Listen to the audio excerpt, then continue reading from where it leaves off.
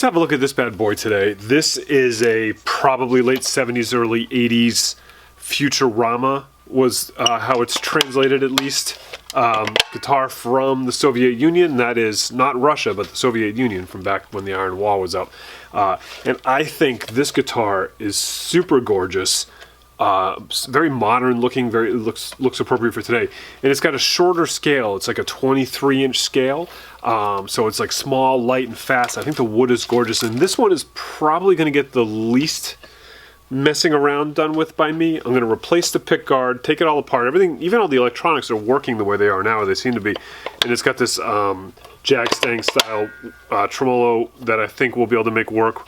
Create a bar for it, polish her all up, refinish the wood, put a new pick guard on, make sure the frets all play good, replace the tuners, and that's about it. But so first, let's take it apart. I'll probably replace all these screws, but I'm going to try and save them anyways. Oh, look at that. No ground wire. Oh, there's some writing.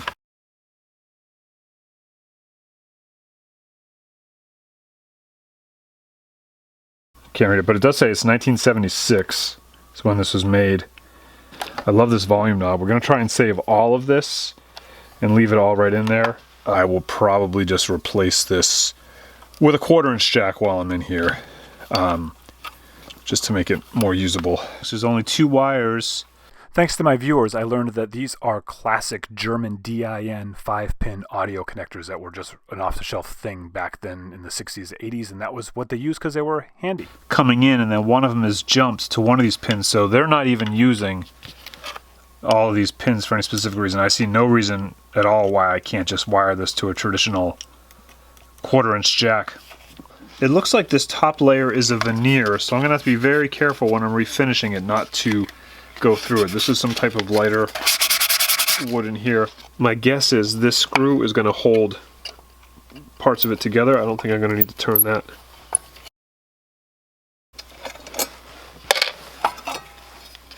Yeah, that's it. Just regular old steel with a little bit of chrome on it. This is better designed, better built than the Fender one for sure. It's not going to fall apart on me while I use it, you know? And you can probably adjust the tension here.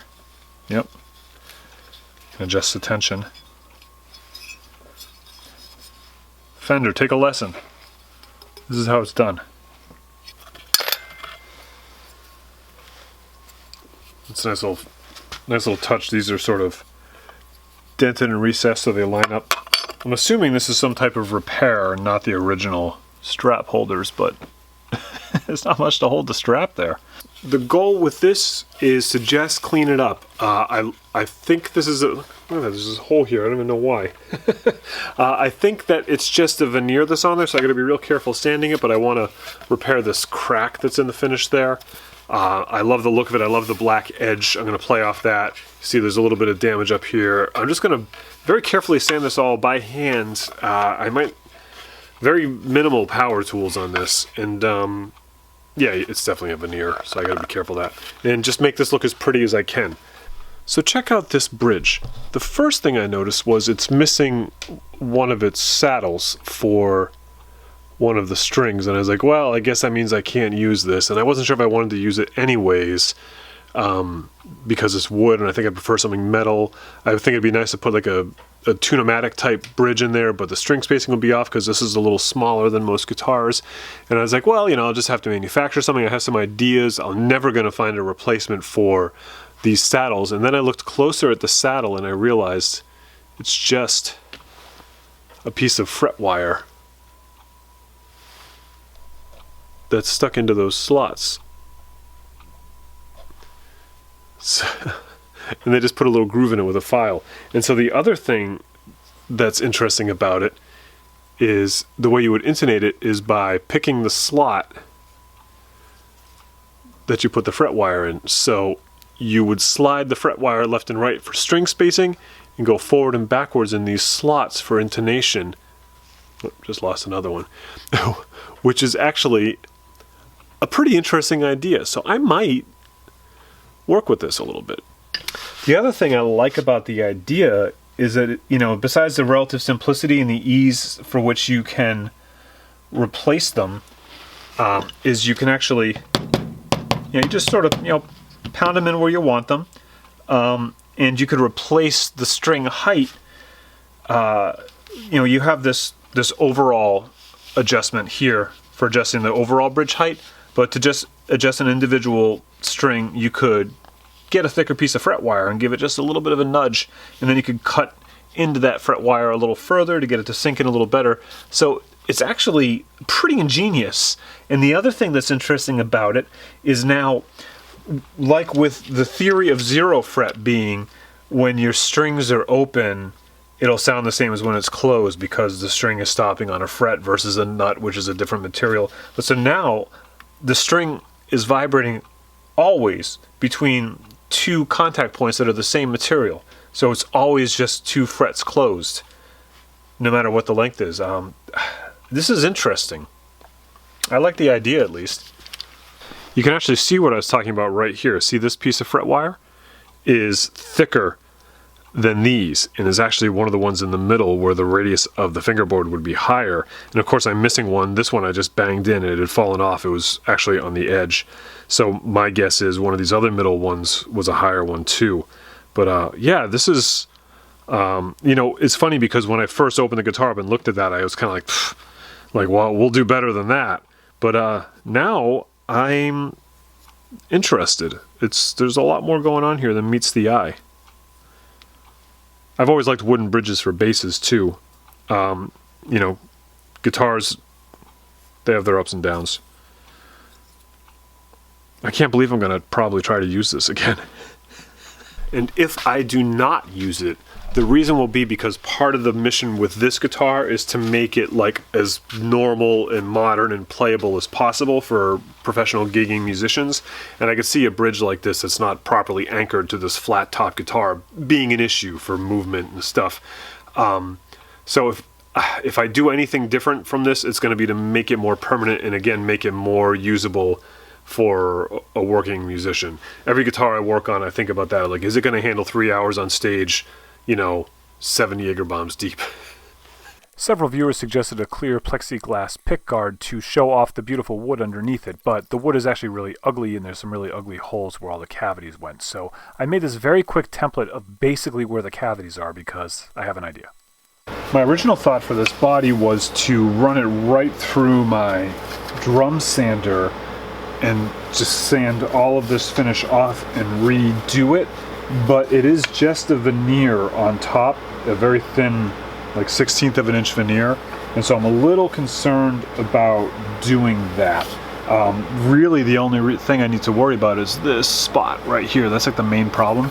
So instead what I'm gonna try first is I'm just gonna hand sand it to try and clean up this spot, and then see if I can skim coat right over this with maybe even like an epoxy, and see if I can just save this finish that's here and sort of add to it instead of taking it all off and starting over.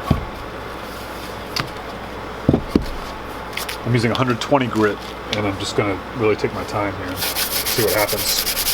Worst case scenario, I end up taking it all off, but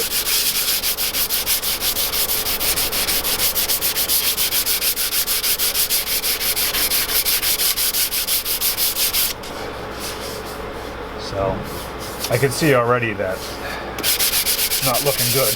Use a little water to keep the dust down too, because God only knows what this is. But yeah, you can see right there, the water sort of simulates what it would look like with finish, and that crack is already looking a lot better. I can deal with that.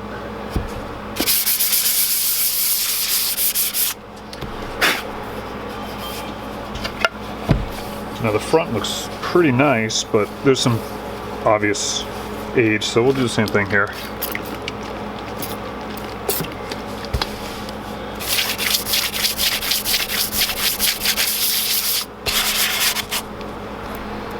So here's a spot where the veneer has chipped.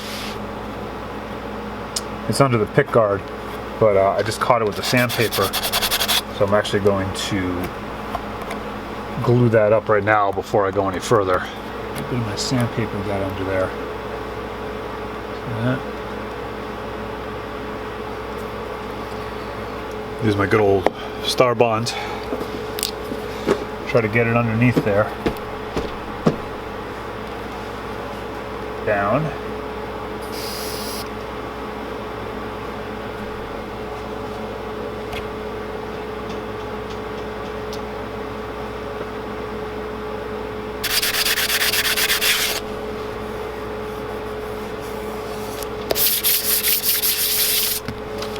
I don't know, looks like it got pretty banged up here.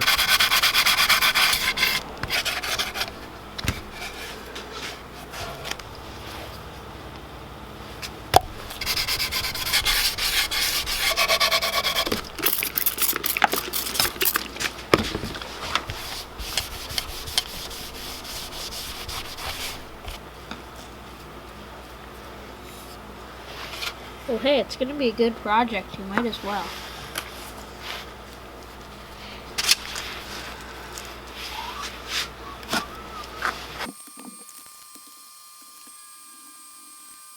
I decided to just keep it simple and just brush on a coat of some water-based Total Boat Halcyon finish, one of my favorite go-tos. And these are a bunch of old signs that I had gotten from a local sign shop. There are some misprints. It's just Alumaboard, which is a very thin sheet of aluminum on either side of a plastic core. There ought to be a man in black.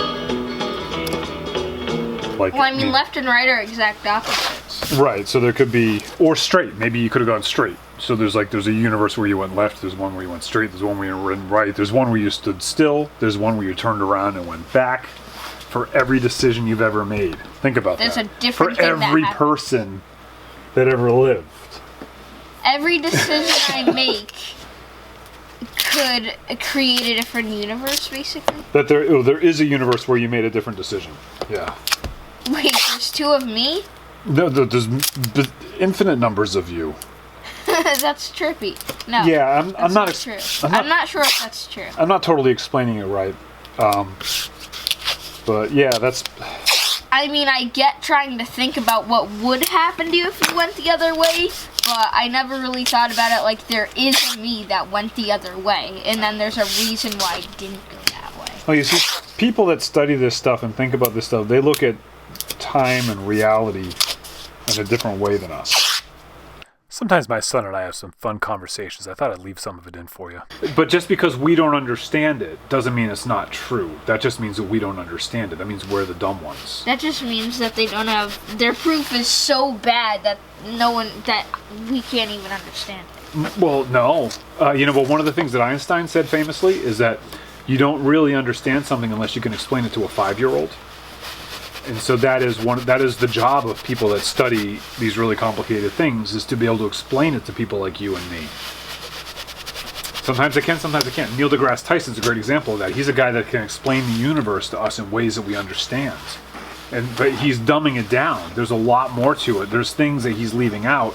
And so when we might have a question like, well, how come? Well, what it cause? Sometimes he's just going to be like, well, that's just because he can't explain that in the way that we understand it yet, It doesn't mean they don't know what they're talking about.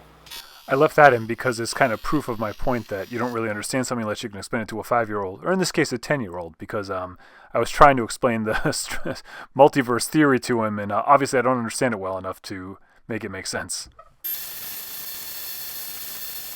As far as the guitar work that's going on here, obviously I used the original pickguard as a template to create this new one. Not a lot to discuss other than that.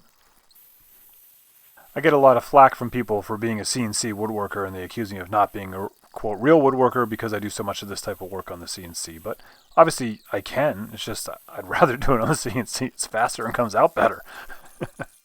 But in this case, it made more sense to do it by hand, since I'd only be doing this one. In order to create the CNC files, it would have probably taken a little bit longer. Now I took that very simple paper template I made, and I just used that to reference where the cavities are that are hidden underneath that pickguard, so I would know where I could drill some holes to reveal some of that beautiful wood without showing off the ugly parts underneath.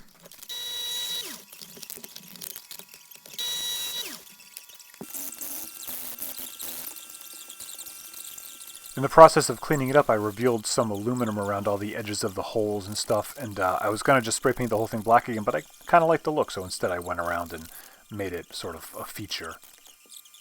This guitar never had a ground wire to the bridge, so I just drilled a little hole connecting these cavities, and I'm going to run wire in here so I can connect it to the bridge and help eliminate some buzz noises. I cleaned out this hole in here. It was kind of dented in and stuff, and I found this Strat style wang bar that actually threads in and fits pretty good. So I'll use that. The only thing I don't like about it is it has this white end. I might cut it off and maybe make something, but I don't know. We'll leave it for now.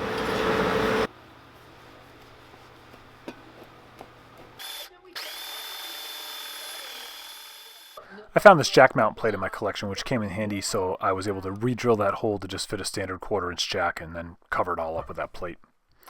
And then I put it all back together.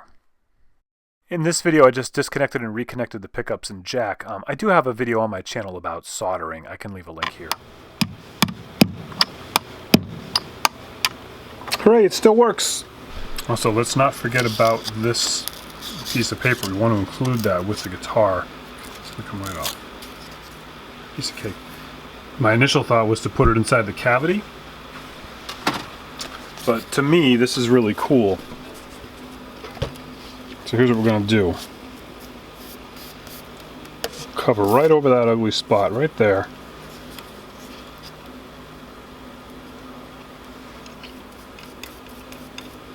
I'm going to Mod Podge that bad boy right on there. I know it's a little crazy that I spent all that time trying to repair that wound and then putting this whole nice finish on it. Now I'm slopping Mod Podge on, which will never finish anywhere near as nice, but I had this idea after, and I thought it was worth it. And you know what? That's my method. And that's where we're going to leave it for this week. Coming up, I'm going to be putting this whole thing back together and make it play. And a spoiler alert, it's awesome. But here's what we have to discuss. If you made it this far, you're obviously interested in this sort of thing. And I wanted to let you know that part of this video series is going to appear on my Patreon channel, which is just my name, patreon.com/TimSway. For example, with this particular guitar, there's a whole video up there already that's just about the neck. It's recrowning the frets and this whole adventure that I went on to put the new tuning pegs on and get that all working. There's a whole story to it, and you might find it interesting. All patrons at every level get access to everything that I post at patreon.com/TimSway, and I'm relying on the support there to make this series a success. Besides more content, patrons have a more direct line of communication with me to ask questions and discuss things and all these other projects. And we still have 3 more guitars to go in the series, some of which will appear here and some of which will be only on Patreon. I'm not using any sponsors for this series, or at least not planning to, and I will be doing a few product placements for friends, but no money being exchanged, so I'm really counting on Patreon support to make this happen. I understand that not everybody can support, but if you can, please consider. I enjoy making this content, but it is time consuming. I'm not trying to get rich or anything. I'm just trying to make a living like everybody else. The other factor that will determine the success of this series is if I can sell these guitars for more than I paid for them, preferably. So I'm curious of what you think I should do for that. Should I just list them for sale, based on fair price, market value versus my time on my website, or should I put them up on eBay with like a no reserve auction, starting at the cost that I paid for them? What do you think? Let me know in the comments below. Well, I hope to see you over at Patreon. I think you'll find this next video interesting, and the next video in the series that will appear on this channel is the guitar getting wrapped up and played. So everybody will get to see that, of course. All right, thank you all very much for your support, and be good.